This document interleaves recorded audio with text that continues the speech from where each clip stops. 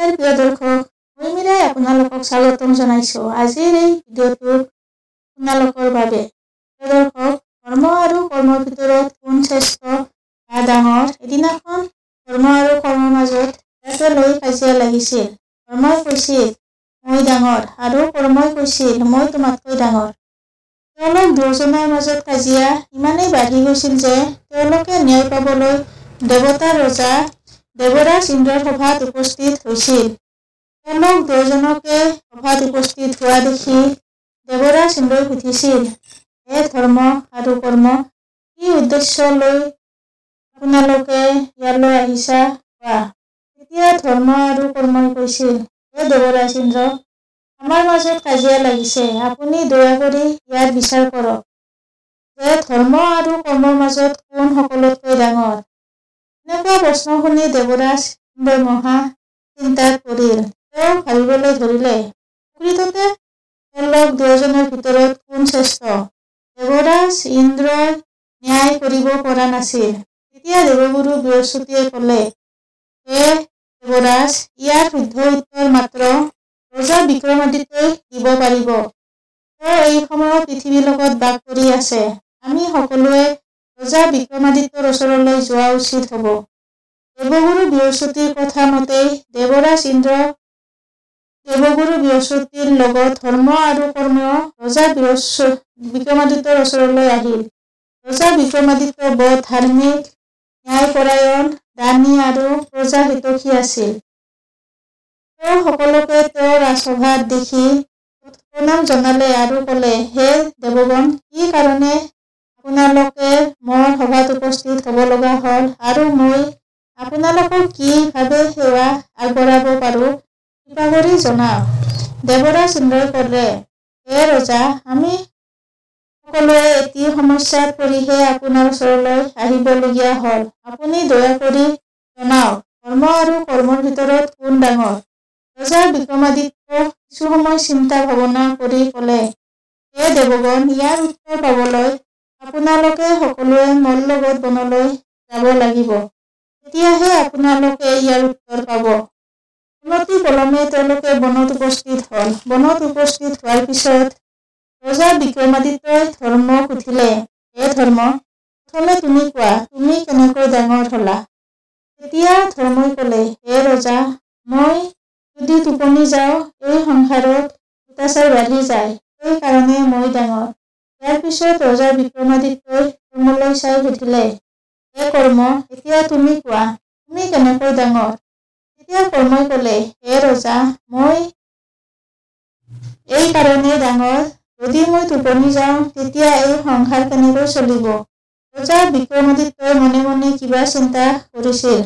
তেতিয়াই এজন মানুহক তেওঁ খোজকাঢ়ি গৈ থকা দেখিছিল।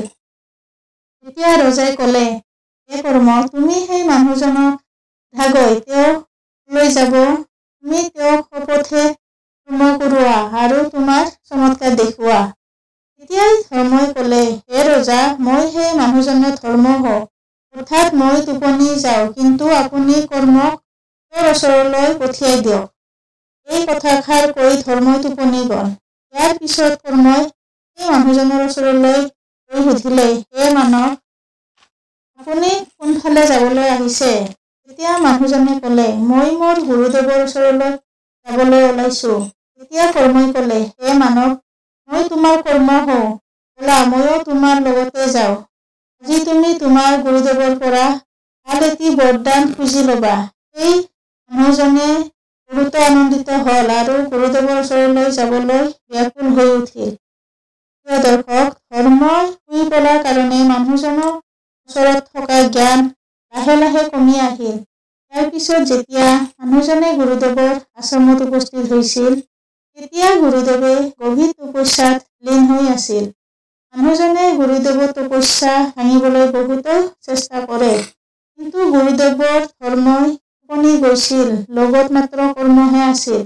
বহু সময় পাৰ হোৱাৰ পিছতো যেতিয়া গুৰুদেৱৰ তপস্যা নাভাঙিল, তেতিয়া মানুহজনে তেওঁ গুৰুদেৱক লাঠিৰে খুৱাবলৈ ধৰিলে, অৰ্থাৎ তেওঁ কৰ্ম আৰম্ভ কৰিলে, কাৰণ মানুহজনৰ ধৰ্ম টোপনি গৈছিল। যাৰ ফলত তেওঁৰ কৰ্ম অত্যাচাৰ আৰু হিংসাত পৰিৱৰ্তন হ'ল। দৰ্শকসকল, যদি ধৰ্ম নাথাকে তেতিয়া কৰ্ম থাকে, কিন্তু বেয়া কৰ্মহে। ইয়াৰ পিছত গুৰুদেৱৰ ধ্যান ভঙাত গুৰুদেৱে দেখিলে যে তেওঁৰ প্ৰিয় শিষ্যই তেওঁক আঘাত কৰিছে। এনেকুৱা দৃশ্য দেখি গুৰুদেৱৰ অত্যন্ত খং উঠিল আৰু সেই মানুহজনক অভিশাপ দি ক'লে, তোৰ এই আচৰণ প্ৰকৃততে অধম।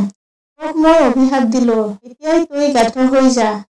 অভিশাপ পাই মানুহজন মুহূৰ্ততে গাধ হৈ গ'ল। তাৰ পিছত সেই গাধৰূপী মানুহজন ৰজা বিক্ৰমাদিত্যৰ ওচৰলৈ উভতি আহি ক'লে, হে ৰজা, মই কৰ্ম হওঁ। মোৰ ইমানেই ক্ষমতা যে মই সেই মানুহজনক গাধ বনাই পেলালো। ইয়াৰ পিছত ৰজা বিক্ৰমাদিত্যই ধৰ্মক জগালে আৰু ক'লে, হে ধৰ্ম, এতিয়া তুমি যোৱা আৰু তোমাৰ চমৎকাৰ দেখুওৱা। লগে লগে ধৰ্মই গুৰুদেৱৰ ওচৰত উপস্থিত হোৱাত গুৰুদেৱৰ ধৰ্মৰ জ্ঞান হ'ল আৰু এতিয়া গুৰুদেৱে বুজিব পাৰিলে যে তেওঁ বহুতো ডাঙৰ ভুল কৰিলে।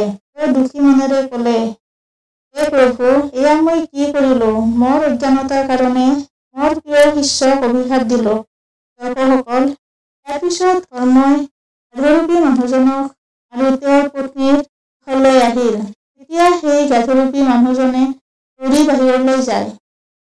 মানুহজনৰ পত্নীৰ ধৰ্মৰ জ্ঞান হোৱাত তেওঁ বুজিব পাৰিলে যে তেওঁৰ স্বামী ঘৰলৈ আহিব ধৰিছে আৰু গুৰুদেৱে তেওঁক অভিশাপ দিছে। অলপ সময়ৰ পিছতে সেই গাধৰূপী মানুহজন ঘৰলৈ উভতি আহিল। ইয়াৰ পিছত গাধৰূপী মানুহজনক লগত লৈ তেওঁৰ পত্নীয়ে গুৰুদেৱৰ ওচৰলৈ গৈ ক'লে, হে গুৰুদেৱ, আমাক ক্ষমা কৰি দিয়ক, আপোনাৰ অভিশাপ উভতাই লওক। তেতিয়া গুৰুদেৱে ক'লে, হে কন্যা, মই দিয়া এই অভিশাপ মই উভতাই ল'ব নোৱাৰো, কিন্তু ইয়াৰ মুক্তিৰ উপায় মই ক'ব পাৰো। যদি তেওঁ দেৱৰাজ ইন্দ্ৰ আৰু দেৱগুৰু বৃহস্পতিক দৰ্শন কৰিব পাৰে, তেতিয়া মই দিয়া এই অভিশাপৰ পৰা মুক্তি পাব। তেতিয়া গাধৰূপী মানুহজনৰ পত্নীয়ে ক'লে, হে গুৰুদেৱ, দেৱৰাজ ইন্দ্ৰ আৰু দেৱগুৰু বৃহস্পতিক আমি এতিয়া ক'ত লগ পাম? তেতিয়া গুৰুদেৱে তেওঁৰ তপস্যাৰ জৰিয়তে জানিব পাৰিলে আৰু ক'লে, হে কন্যা, তুমি এতিয়াই ৰজা বিক্ৰমাদিত্যৰ ওচৰলৈ যোৱা, তাতেই তোমালোকে দুয়োজনেৰে দৰ্শন কৰিব পাৰিবা। দৰ্শকসকল, ধৰ্মৰ প্ৰভাৱৰ কাৰণে গাধৰূপী মানুহজনৰ পত্নী আৰু তেওঁ ৰজা বিক্ৰমাদিত্যৰ ওচৰলৈ আহে। খন্তেক সময় পূৰ্বে দেৱগুৰু বৃহস্পতি, দেৱৰাজ ইন্দ্ৰ আৰু ৰজা বিক্ৰমাদিত্যৰ ৰাজসভাত উপস্থিত হৈছিল।